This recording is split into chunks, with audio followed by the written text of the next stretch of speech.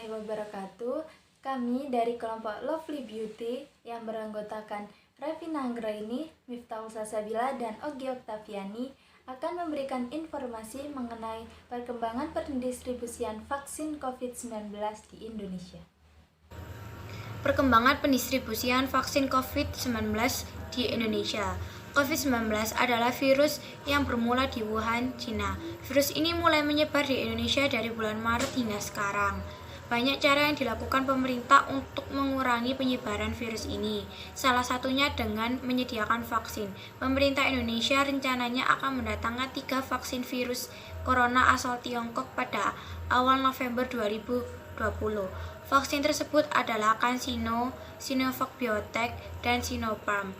Vaksinisasi rencananya akan dimulai pada Januari 2021 dan selesai pada Maret 2022. Menurut hitungan Kemenkes, setidaknya Indonesia membutuhkan 320 juta vaksin corona.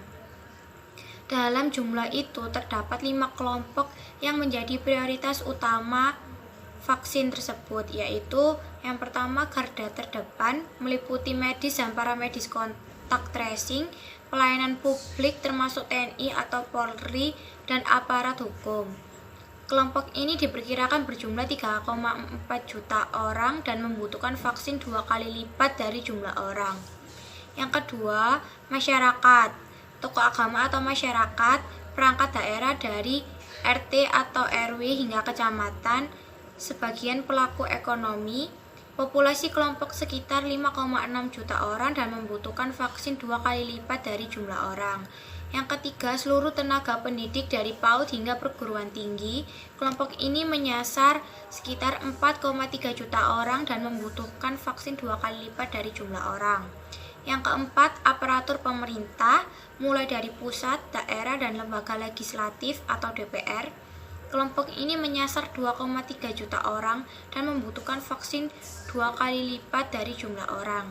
Yang kelima, peserta BPJS PBI, yaitu penerima jaminan kesehatan bagi fakir miskin dan orang tidak mampu. Kelompok ini menyasar sekitar 86,6 juta orang dan membutuhkan vaksin 2 kali lipat dari jumlah orang. Di luar kelompok prioritas, vaksin corona rencananya akan diberikan kepada masyarakat dan pelaku ekonomi dengan kapasitas 57,7 juta jiwa. Artinya vaksin yang dibutuhkan untuk kelompok ini sekitar 115 juta dosis. Perlu dipahami bahwa pemberian vaksin hanya dilakukan kepada orang-orang yang sehat atau tidak sedang sakit.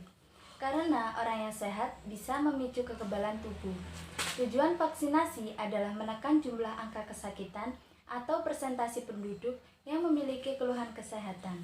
Oleh karena itu, keberhasilan vaksinasi virus corona nantinya jangan dianggap bisa membuat orang tidak mungkin lagi terkena COVID-19. Rata-rata, vaksin ada pengulangan berkala. Tapi ketika mendapat vaksin corona bukan berarti kebal corona 100%. Kita bisa saja tetap terkena dengan gejala yang timbul ringan atau sedang. Selain itu, pemberian vaksin juga berfungsi untuk mengembalikan kestabilan sistem kesehatan. Jadi, mereka yang menderita sakit berat dapat ditangani dengan baik nantinya. Untuk efek samping yang akan dirasakan setelah disuntik vaksin yaitu nyeri, sekunder, demam, meriang, pusing, dan lainnya. Hal tersebut dapat dilihat secara cepat, sedang maupun lambat. Dengan demikian, meskipun vaksin telah diberikan, jangan sampai lengah terhadap bahaya virus corona. Maka penting untuk tetap menjaga kesehatan tubuh setiap hari. Lakukan protokol kesehatan 3M, yaitu memakai masker, menjaga jarak, dan mencuci tangan. 3 hal tersebut merupakan kunci dasar yang ampuh agar kita tidak tertular COVID-19. Presiden Jokowi memutuskan untuk memberikan vaksin COVID-19 kepada masyarakat secara gratis. Hal itu disampaikan Presiden dalam keterangan pers via YouTube Sekretariat Presiden Jakarta pada hari Rabu tanggal 16 Desember 2020.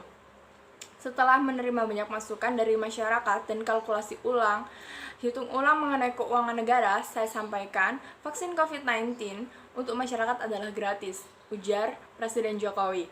Jokowi pun memerintahkan kepada seluruh jajaran kabinet dan pemerintah daerah untuk memprioritaskan program vaksinasi pada tahun anggaran 2021.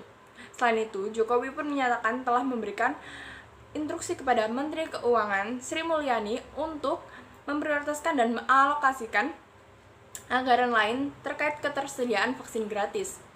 Sebelumnya, awal bulan ini, Menteri Kesehatan Terawan Agus Purwanto telah menerbitkan keputusan yang menetapkan jenis vaksin COVID-19 bakal digunakan di Indonesia. Pada Kemenkes HK17 Menkes 9860 2020 yang ditekankan 3 Desember lalu ditegaskan 2 skema vaksinasi COVID-19, di mana yang gratis dikelola Kemenkes, sementara yang mandiri alias berbayar dikelola oleh Kementerian BUMN. Sekian informasi yang dapat kami berikan, kurang lebihnya mohon dimaafkan. Jangan lupa like, komen, dan subscribe channel kami. Terima kasih. Wassalamualaikum warahmatullahi wabarakatuh.